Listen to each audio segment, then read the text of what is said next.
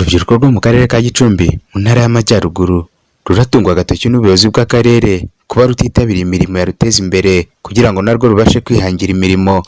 Umuyobozi w'akarere ka Gicumbi Nambaje Felix avuga ko nubwo hatangwa ibikoresho ku rubyiruko rwasoje amashuri y'imyuga n'ubumenyingiro ngo rubashe kwihangira imirimo, ariko usanga umubare munini utitabira ibi bikorwa. Urubyiruko ruhabwa turukiti ni urubyiruko ruba rwize imyuga bafite certificate za WDA. No muri iyi gahunda ya Dukora Wigire ari n'iriya mirimo twavuze igera ku 26 yahanzwe, harimo n'iy'urubyiruko, cyane cyane ko mu rubyiruko tubabara mu byiciro bibiri, ari iyi gahunda ya Dukora Wigire baba barimo nk'icyiciro cyihariye, nanone bakaza nanone muri iyi gahunda ya turukiti nk'abarangije kwiga imyuga, tukagira n'umwihariko w'ababa bavuye iwawa bize ibintu bitandukanye, nabo tukabaha ibikoresho bakibumbira mu makoperative yo gukoreramo. Icyo rero tubona muri rusange tubwizanyije ukuri, ukurikije imirimo iboneka mu karere kacu, ni kuvuga imirimo fizike, ubona urubyiruko rutari rwayinjiramo cyane.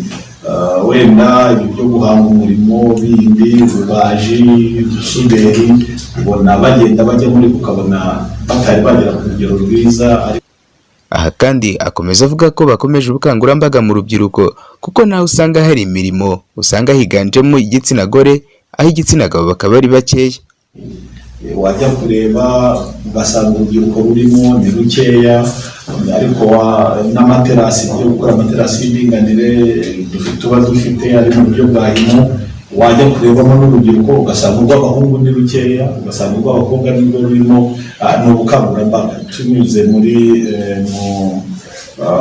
muri komite z'urubyiruko kugira ngo nabo bashishikarire umurimo. Ni imbaraga rero twese tugomba gukomeza gushyiraho, no mu biganiro mugira kuri radiyo bakajya batanga icyo bifuza bakora, ariko bakabyaza amahirwe aho bari.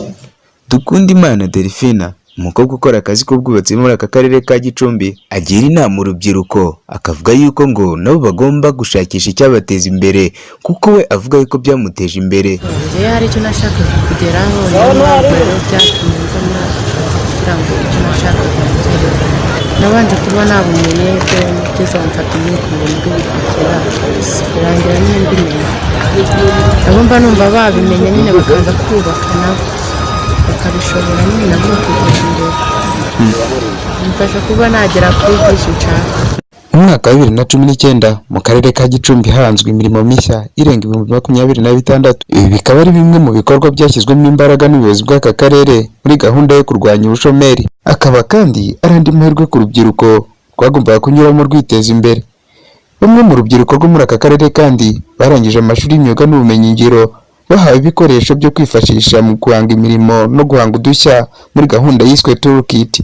Kora subscribe kuri channel yacu ujye ubona amakuru agezweho ku gihe no kuri website yacu wanditse domanews.rw.